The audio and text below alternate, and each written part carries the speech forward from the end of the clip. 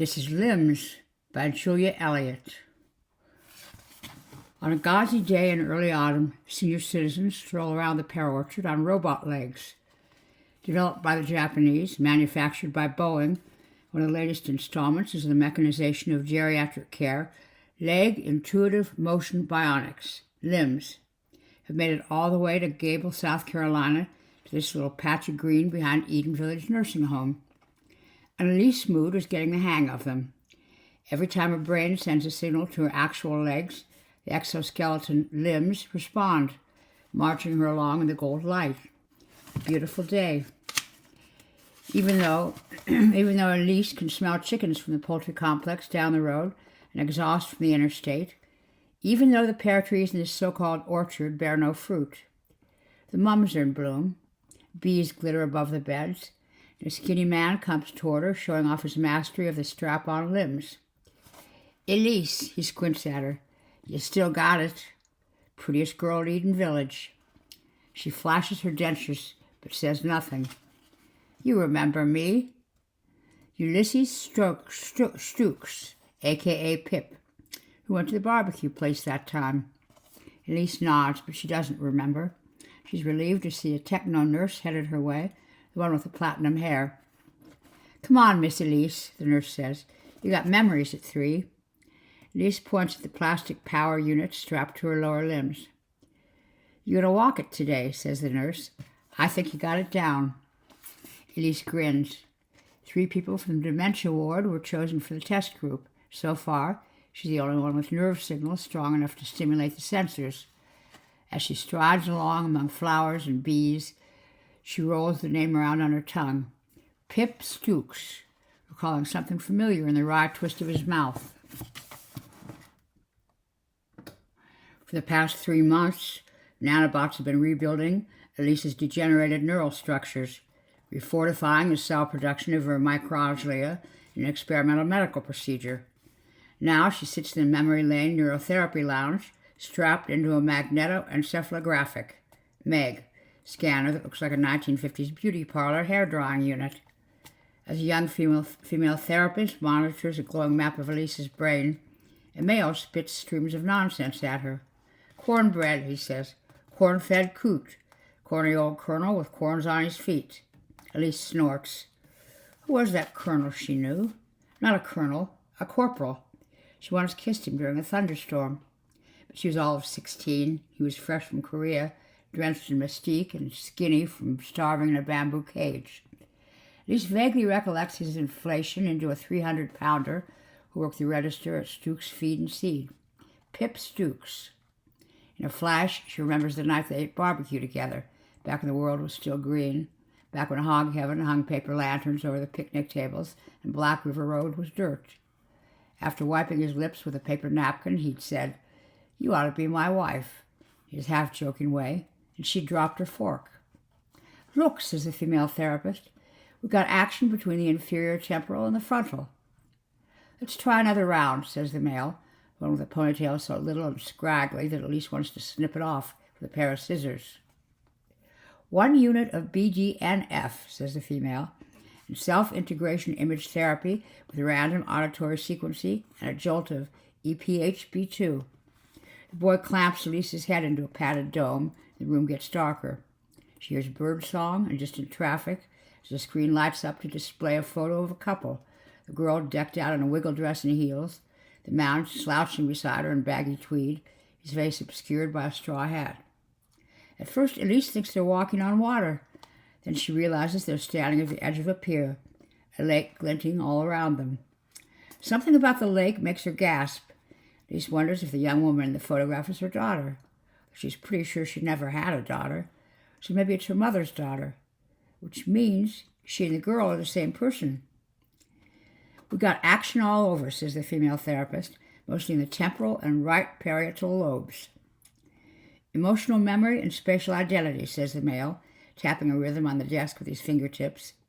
Elise glares at him for breaking her stream of thought, then looks up at the image, noting a streak of silver in the upper right corner. Boat, she whispers, and then she sees him, clear as day. Pip Stokes at the wheel of the boat, his hair swept into a ducktail by the wind. In the pear orchard, Elise takes long strides, easy as thought, around the bed of mums. Scanning the lawn for Pip Stooks, she notes a cluster of wheelchair-bound patients idling at the edge of the flower bed. 2 women and a sleeping man, his shoulders slumped forward, his chin resting on his chest. "Hey, good looking. What you got cooking?" Pip Stooks struts toward her on cyborg legs. The skin around his eye sockets looks delicate, parchment shrunk down to the bone. While one of his eyes shines as blue as a tropical sea, the other is frosted with glaucoma. But Pip still flirts like a demon, sadness nestled under the happy talk. Elise blushes and Pip laughs, stands with his hip cocked. "Pretty day for a walk." He holds out his arm and she takes it. He leads her into a stand of planted pine. Interstate 95 drones, but Elise thinks she hears a river. Looking for a thread of blue, she gazes through the trees. All she sees is the blurry outline of a brick building. A crow flutters down in a shaft of green light. Pip turns to her with an aching look from long ago. Elise. She studies him, mentally peeling back layers of wrinkled skin to glimpse the shining young man inside. She thinks he may have been the one, the dark shape in the bed beside her when she came up gasping from the depths of a bad dream. She practices the phrase in her head first. "Are you my husband?" But her lips twitch when she tries to say it. "What?" says Pip. And then a male tech nurse, alerted by their RFID alarms, rushes into the patch of woods to retrieve them. Elise sits by the lake on a towel in early spring, delighted to see that she's young again. As the sun sinks behind the tree line, she shivers, waiting for someone. She spots a wet glimmer of motion out past the end of the pier, a lithe young man doing tricks in the water. He crawls dripping from the lake, a merman with seal-black hair and familiar green eyes. As he inches toward her, his tail, a long fishy appendage glistening with aqua scales, swishes behind him in the sand. Elise wakes, panting, in her semi-electric bed. She reaches into the dark, claws at the aluminum railing. She's cold, her blanket wadded beneath her feet. And her roommate moans, steady animal keening. The night nurse drifts in with pills in tiny cups. Though Elise can't see her, she knows her voice, low and soothing like a sheep's. The night nurse fixes her blanket, checks her diaper, gives her a drink of water, and slips out of the room. Now her roommate's snoring. The air conditioner hums. Elise lies awake, thinking about the beautiful swimmer from her dream. Elise can smell the stuffiness of Eden Village nursing home, only when she returns from being outside for a while. As if they've shellacked the floors with urine and Lysol. In the cafeteria, some gravy is always boiling, spiked with the sweat and waste and blood of the dying, all the juices that leak from withering people. Huge cauldrons of gravy that emit a meaty medicinal steam. Now that Elise can walk, now that she's thinking a little faster, she feels up to exploring. She wants to find the room where Pip Stooks lives, ask him point blank if he's the man she married. Someone's approaching down the endless hallway, a speck swelling bigger and bigger till it transforms into a nurse, a boy with a golden dab of beard. "Looking for the Dogwood Library," he says. "Elvis and the Chipmunks?" He points toward a small corridor and shuffles off into non-existence. Peering down the passageway, Elise sees a parlor, wing-back chairs, sofas, a crowd of patients in wheelchairs. She wills her strap-on limbs to move, after a heartbeat pause, lurches down the hall. Over by a makeshift stage, the wheelchair-bound patients watch some middle-aged men set up equipment. A few people with limbs weave among the furnishings. Elise recognizes a tall woman with bald spots and a stubby old man with big ears. She creeps behind a potted palm to watch Elvis and the Chipmunks take the stage. 3 large plush rodents sporting high pompadours that jump into a brisk, twittering version of Jailhouse Rock. Elise is about to leave in disgust when she spots a man slumped in a wheelchair, dozing, his face so familiar that the shock of it interrupts the signals pulsing from her brain to her legs and into the sensors of her power units. She collapses onto a brocade couch, sits there wheezing in the blotchy light. Then she calms herself and looks at the man over. She remembers the hawk nose, the big creased forehead. The chipmunks croon "Love Me Tender" in their ear-splitting rodent way, and Elise snorts. The man in the wheelchair had a great voice, could play guitar by ear. All those summer evenings they spent on the porch had been streamlined into archetypes and filed away in different sections of her cerebral cortex. Now the memories come trickling out. She remembers the sound of the porch fan and the smell of the lake. She feels his hand on the back of her neck. She recalls swimming under stars, singing folk songs, and drinking wine till their heads floated off their necks. Elise steps around a coffee table heaped with Reader's Digests. She studies the pink bulge of the man's closed eyes, the blanket draped over his legs, the big fleshy head humming with mysterious thoughts. The mouth is what strikes her hardest, the lips full, just a quirk feminine. When he opens his eyes and she sees the strange green, she knows it's him, the man who once kissed her in a birch canoe, moonlight twitching on the water. "Who are you?" she says, the words pouring miraculously from her tongue. He studies her. She fears he's been drained dry, all of his memories siphoned by therapists into that electric box where they bump around like trapped moths. He makes a gurgling sound, small and goatish, his left eye is blotted with red veins. His hands rest on his knees. She wonders if he can move them at all. "Are you my husband?" she says. The man's tongue pokes out and then retreats back into the cave of his mouth. He grunts. His left hand closes into a fist. "I thought you were dead," she says. "Bah," he says. Then a nurse seizes his wheelchair, jerks him around, trundles him off toward the corridor.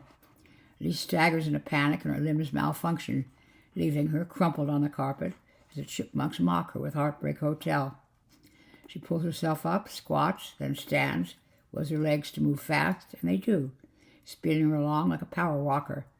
Then a CNA with dyed black hair stops her, scans her tag, beeps the dementia ward, shuffles her back to the place she's supposed to be. Hands folded in her lap, Elise slumps in the Meg scanner. Groggy from an antipsychotic called Viviquel, she's having a hard time concentrating on what the therapists are saying. "Barbecue Bubba," says the boy. "Magnolia Moonshine, Ma and Pa." "Very original," says the girl. "How about some limbic work, oral olfactory?" "Whatever," says the boy. "Doo-wop and gardenias," the girl giggles. "Who the hell makes this shit up?" Elise wishes they'd quit flirting and get on with it. She has half a mind to tell the boy that he'd be attractive with a decent haircut, but she doesn't. She sits with her arms crossed until the boy slips in her earbuds, clamps a plastic cup over her nose. In minutes, Elise smells sickly sweet aerosol air freshener. She coughs. They lower her olfactory levels. As the Everly Brothers croon "All I Have to Do Is Dream" in their wistful Appalachian twang, she can't help but sway to the music, breathing in a whiff of synthetic cherry, the exact scent of a Lysol spray that was marketed in the 1980s. "She doesn't like it," says the boy. "She's responding," said the girl. "Look at her amygdala. It's glowing." Elise recalls a cramped hospital room that smelled of cherry Lysol. The green-eyed man hunched in a bed, looking at the wall. He dove into the lake one summer night, bashed his head against a rock. Now his legs wouldn't work right. He refused to look her in the eye. She held his balled fists in both hands and squeezed.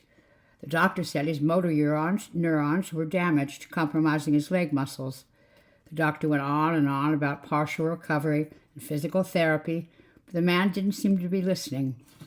Elise remembers the smell of the man, the way he cleared his throat when he got nervous. She remembers how his silence filled the room every time he heard a motorboat fly by on the water. Stiffly, they'd wait for the sound to fade and pretend they hadn't heard it. She wakes up with his name on her tongue, Robert Graham Mood, otherwise known as Bob. In the depths of her Villaquel nap, she saw him swimming the lake's brown murk down to the silty bottom. Enormous primordial catfish flickered around the hydrilla. Bob fed them night crawlers with his hands. Right where his sick legs used to be, Bob was growing flippers, two stunted, incipient fins sprouting from his knees. This merman was her husband, Elise realized. He was swimming away from her, toward the deepest part of the lake, where the Morrisons' pontoon had sunk during a severe thunderstorm. The whole family had drowned, mother, father, 3 sons, and scuba divers swore they'd seen ghosts slithering near the wreck, glowing like electric eels. Elise rolls onto her side. The room has a window, but an air conditioning unit blocks the view. Now a tech nurse is here to attach her limbs to her scrawny legs. As he hooks up her sensors, he doesn't say one word, doesn't make eye contact. Might as well be tinkering with an old lawnmower. Out in the pear orchard, Pip Stooks comes strutting, does a little turn around a park bench, and stoops to pluck a fistful of chrysanthemums, which he presents with a debonair smirk. "Thank you," says Elise, shocked when the words pop out of her mouth. "So you can talk," says Pip. "I knew it. I could tell by the look in your eyes. I knew Elise Boykin was in there somewhere." Elise Mood, she wants to say, keeps her lips zipped. Elise Boykin married Bob Mood. Pip Stooks had refused to honor her changed name. "Have you seen the goldfish pond?" Pip extends his arm, and she takes it in spite of herself, curls her fingers around his bicep and gives it a squeeze, surprised by the wobble of muscle encased in the sagging skin.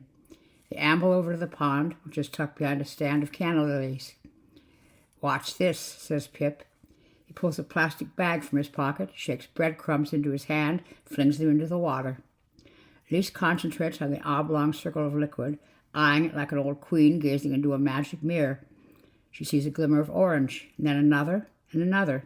6 fish flitting up from the black depths. Lovely, greedy, they pucker their lips to suck up bits of bread. Pip laughs and slips his arm around her, a gesture so familiar she mechanically follows suit, twining her arm around his waist. She ought to pull away, but she doesn't. She studies his profile and sees him as a younger man, after his grandfather died and left him the money, after the feed and seed shut down and he took up jogging. He'd run by her house at dawn, handsomeness emerging from his body in the form of cheekbones and muscle tone. Meanwhile, Bob slumped, staring at the TV. A man who used to hate the tube, called it the idiot box, the shit pump, opiates to the masses.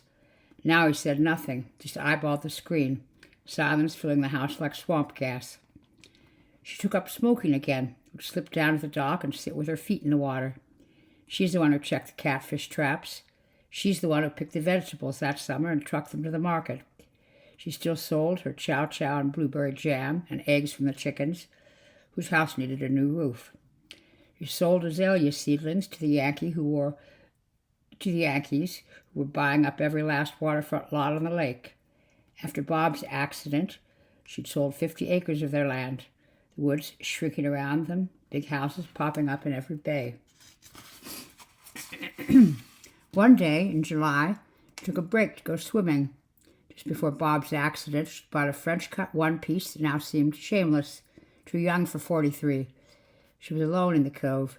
She dove into the water and swam out to the floating dock, let the sun dry her hair, which had darkened auburn over the years.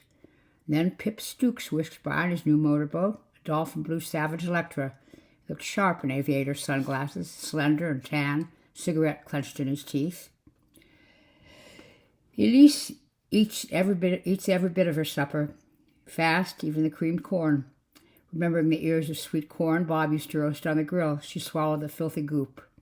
Smiles at the CNA when he sweeps up her tray, sits waiting in bed, listening to her roommate smack up her gruel. Then she stands and teeters toward her limbs, which rest against a lazy boy. Panting, she sits in the chair, grapples for one of the units, grabs it by the upper thigh and drags it to her, shocked by how light it is. She's been watching the tech nurse, knows exactly how to strap the contraptions onto her legs, fasten the Velcro, and 100 little metal snaps. She stands up, takes a test run around the room, pokes her head out into the hall, looks both ways, then lurches into the white light. Since most of the dementia ward nurses are in the dining room with patients, she's had a clear shot down the hall. She makes it all the way to the main desk without incident, then stops, baffled, trying to remember which passage she took the time she came upon Robert Graham Mood. She recalls a different kind of fluorescent light, bluer than usual, a lower ceiling. That's the one, she thinks, the one with the green wall. Elise ambles down the hall, finds the library. Over by the front desk, a solitary CNA reads a magazine. Elise recognizes the corridor down which that bitch of a nurse took her husband, a man she thought was dead. She ambles down the hallway, peeks into dim rooms, sees lumps scrolled on beds, aged figures zoned out before television. When a wheelchair emerges from one of the doorways, her heart catches, but it's not Robert Graham Mood. She keeps walking, so she knows where she's going, nods whenever she passes a nurse. The hallway narrows. At the end of the hall, she spots a nurse's station around the corner, the CNA at the desk bent over a gadget. Elise squats, scampers like a crab around the desk, almost laughing at the ease of it, enters the little hall where the severely disabled are stashed away. She sniffs, the burn of disinfectant stronger here, and she peers into each room until she finds him, 3 doors down on the left, her husband, Bob, drooping in his wheelchair before a muted TV. She remembers that summer. The stubble on his face grew into a dirty beard, his sideburns fanned into wild whiskers. Jimmy Carter was floundering, the oil running out, and hostages still rotting in Iran. And Bob, TV-obsessed, sat wordless as a bear. Soviets in Afghanistan, J.R. Ewing shot, Bob's legs as weak as they were the day before. She couldn't keep up with the okra picking. Blight had taken the tomatoes. One of their hens had an abscess that needed to be lanced. It wasn't Bob's sick legs that had pushed her over the edge, but his refusal to talk about the details of their shared life. Elise steps between Bob and the TV, just like she did that day in July when she'd had enough of his silence. His eyes stray from the screen, still a strange green, steeped in obscure feelings. "Robert Graham Mood," she says, and he blinks. "Elise." Her voice rattles like a rusty cotton gin. To her, the word sounds exquisitely feminine, the name of some flower that blooms for just half a day, almost too small to see, but insanely perfumed in the noon heat. "How long have you been here?" she asks. He looks her up and down. "You're my husband?" she says.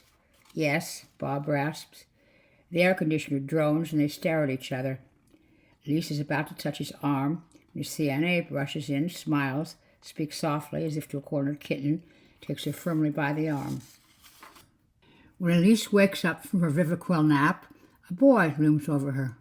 Robert Graham Mood, a sleek young stunner with red hair. She frowns, for Bob's hair had been black, his lips plump and just a tad crooked. She thinks she may be dead at last. Bob's golden spirit hovering to welcome her to the next phase. "Mom," says the boy. Her eyes adjust. She notes lines around his eyes, the bulge of a budding gut. Not the father, but the son. "Just give her a few minutes," says the nurse. According to the neurotherapist, she's made enormous strides. Her roaming instinct shows some planning, thinking ahead, which indicates enhanced semantic memory. "And you think she knows he's my father?" "She knows he's somebody. Found him halfway across the complex. I had no idea that they'd even been married. They still are, technically, you know." Elise snorts at this, but nobody pays one bit of attention. Of course. Very odd, though it happens from time to time. Married people in different wings. We don't do couples at Eden Village. "Really didn't matter until now," says the boy, sinking into the chair by the bed. "I didn't think the therapies would lead to anything with her so far gone. But still, I figured, why not?" Elise claws at her throat. Her tongue is dead as a slab of pickled beef. She knows the boy is her son, but you can't remember when he was born or how he got to be grown so fast. "Mom," says the boy, that familiar tinge of whininess in his voice, and it comes to her. Her son, home from college for a few days, pacing from window to window, restless as a cooped rooster. He said the house felt smaller than he remembered. Sit out on the boat all day with the spoiled, rotten Morrison boys. Acted skittish when he came in from the water, pained eyes hiding behind the soft flounce of his bangs. He'd gone vegetarian, looked as skinny as Gandhi. She fed him fried okra and butter beans. As the two of them sat at the kitchen table making conversations, Bob's silence leaked from the boy's old bedroom, like nuclear radiation from a triple-sealed vault. The kind of poison you can't smell that sinks into your cells, making you mutant from the inside out. "Bye, Mom." The boy pats her crimped hand. "I'll be back soon." They leave her in the semi-darkness, window shades down, unable to tell if it's night or day. The therapists have strapped her into the Meg scanner and popped in a retro TV semi-enhanced module. While they play footsie under their desk, Elise turns her attention to a montage of the Incredible Hulk episodes, breathing in smells of Hamburger Helper, and bounced fabric softening sheets. She never cooked hamburger helper. She never wasted money on fabric softeners. She never sat through a complete episode of The Hulk. The seething, mute giant reminds her of Bob, who watched it religiously after his accident. She remembers peering into his room, standing there in the hallway for just 1 minute to watch the green monster rage. Then she'd close the door, drift out into the night with her pack of cigarettes. Now the screen goes dim, and Elise hears crickets, smells cigarette smoke and a hint of gas. Pip's boat had a leak that summer. Everything they did was enveloped in the haze of gasoline. What did they do? Zigzagged over the lake, dropped the anchor and sat rocking in the waves, drinking wine coolers and watching for herons. Then they'd drift up to this island he knew. The first time Pip took her to his secret island, the one with the feral goats and rotting shed, she drank until her head thrummed. Bob had not said one word for 62 days. Each night before bed, she'd stick her head into the toxic glow of his room to say good night, and he'd grunt. She kept track of the days, ticked them off with a pencil on a yellow legal pad. He sat there, glued to the TV, waiting for news on the hostages, wondering if Afghanistan had turned communist yet, trying to figure out who shot J.R. She even caught him watching soaps in the middle of the day. Like sands through the hourglass, so are the days of our lives. Foolishness he used to laugh at. Now he sat grimly, as Marlena mourned the death of his premature son when her marriage to a two-time lawyer fell apart. The dismal music, the tedious melodrama, the flimsy, opulent interiors sank Elise into a malaise, and she'd leave Bob in the eternal twilight of the TV. Out in the humming afternoon heat, Elise had started talking to herself. "Goddamn grass," she'd hiss. "Bastard ants."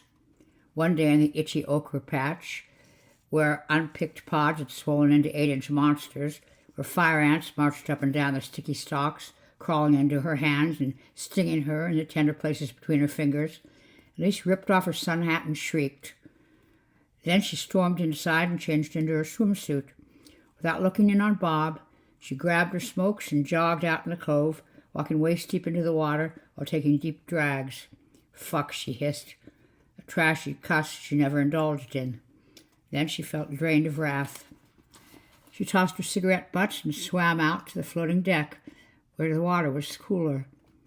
Pip Stooks came knifing through the water, skinny again, his sunglasses 2 mirrors that hid his sad eyes. Elise crawled up into his glittery boat. She swigged wine coolers like they were Cokes, laughed a high, dry laugh that was half cough. She lost track of herself. He let another man kiss her on an island where shadowy goats watched from the woods. She stayed out past dusk and got a sunburn, bright red affliction that she didn't feel until the next day. When she came to that night, Bob didn't ask where she'd been, didn't say one word, just kept clearing his throat over and over so he had something stuck in it, a bit of gristle in his windpipe, a dry spot on his glottis, acid gushing up from his bad stomach. He cleared his throat when she served him supper, 1 hour later than usual. Cleared his throat when she changed his sheets and punched his pillow with her small fist. Cleared his throat when she quietly shut his door, kept on clearing his throat as she brushed her teeth, crawled into the bed they'd shared for 20 years. Lisa's skin blistered and peeled. For several nights she lay in bed, rolling it into little balls that she'd flick into the darkness.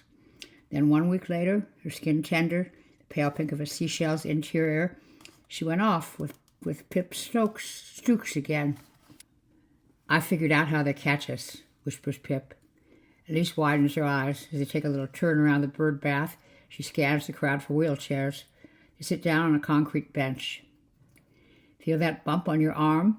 Pip slides the tip of his index finger over her forearm, stops when he reaches that hard little pimple that won't go away. Maybe it's a wart. Maybe it's a mole. Elise doesn't know what it is, but she blushes when he touches the spot. "Microchip," he says. "My son put one in his dog's ear. Good idea, except we're not dogs." Pip laughs, the old dark laughter that lingers in the air. He just can't remember Pip's children. And what about his wife? He must have had one. Now she's unsettled by his eyes, the clear one at least, which drills her with a secret force while the other stares at nothing. Something about his laugh and fading smile, something about the slant of light and the wash of distant traffic remind her Of what, she's not sure. Not until the blush spreads from her hairline to her chest.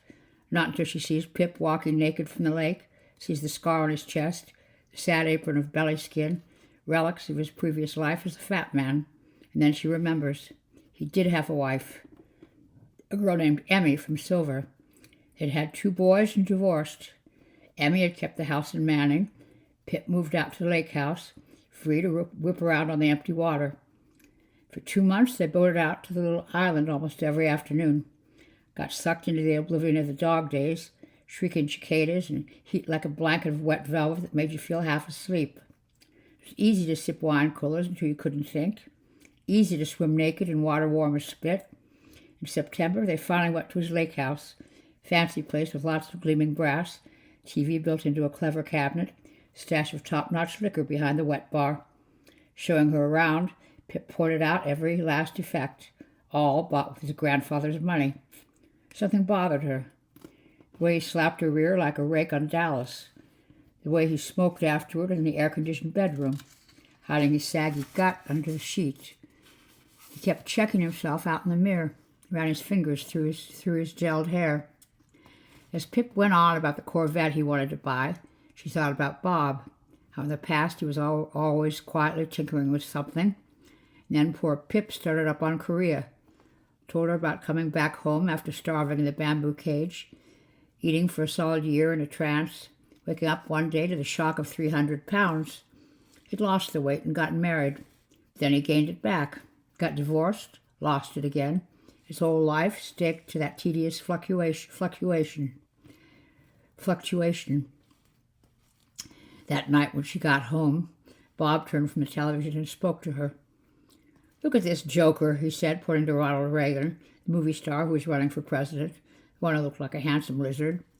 Next day, Bob bathed himself and rolled out onto the screen porch. Watching the lake, they shelled field peas all morning. She knew that Pip would come flying out of the blue in his boat. When he did, Bob cleared his throat and said nothing. Pip's boat appeared every afternoon for the next week. They'd hold their breath and wait for the high whine of his motor to fade. Bob started doing his leg exercises, made an appointment with the hotshot therapist in Columbia. In 2 years, he could get around the house with a walker. By Reagan's second term, he was ambling with a cane. He took care of the chickens, started dabbling with quail. Every year, they sold more land, acre by acre, till all they had was their cottage. Mansions towering on every side, the lake a circus of jet skis, houseboats so big they blotted out the sun. Bob and Elise got old on the lake, their son breezing in twice a year to say hello. And they planned to die there, right on the water, even though the place was turning to shit. Elise fingers the scab on her arm. It's been a week since she gouged the microchip out with the sharp scissors she nabbed from the dementia ward desk. All this time, she's kept the fleck of metal in her locket. Nobody said one word. Nurses know better than to touch her locket. 30th anniversary gift from Bob. Not a heart like you'd expect. Just a circle of gold that opens via a hinge. Clip of Bob's gray hair stuffed inside as a sweet joke. To 30 more years of glorious monotony, Bob had said, and they'd laughed. Opened another jar of mulberry wine. A tech nurse escorts Elise out to the pear orchard. Just as soon as she's released into the flock of seniors, Pip Stooks comes swaggering across the grass. "Hey, good looking. What you got cooking?" Elise takes his arm as usual. They promenade across stepping stones over to their favorite bench. Pip talks about his son, who dropped by this morning with Pip's grandbaby, now a grown girl. He talks about the artificial bacon he had for breakfast and the blue jay that perched on his windowsill. And he goes quiet and just stares at her, filling the space between them with sighs. It's warm for November. The mums have dried up, and the pear trees drop their last red leaves. When Pip leans in to kiss her, Elise embraces him, keeping her lips off limits while hugging him close enough to slip the microchip into his shirt pocket. She sits back and smiles. Feels good to be invisible. "You remember that island?" says Pip. Elise nods, touches his cheek, stands up on her robot legs, and walks off into the canna lilies. Behind the dead flowers are 2 big dumpsters. If she's calculated correctly, a door leading into the dogwood library. When Bob wakes up, she's standing there in a shaft of late morning light, Small-boned woman wearing strap-on plastic power units like something from the Sci-Fi Channel, her gray hair cropped into an elfin cap. "Elise," he rasps. "Bob," she says.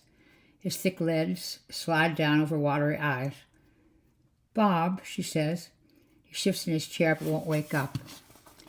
She checks his pulse, grabs his blanket from the bed and tucks it around him. Makes sure he's got on proper socks under his corduroy slippers. Then she rolls him toward the door. There Elise has spent many an afternoon wrinkling her nose at the smell of chickens. She isn't prepared for the endless stream of barracks southwest on Highway 301. 3 giant buildings as long as trains and leaking a stench so shocking she can't believe it doesn't jolt Bob from his nap.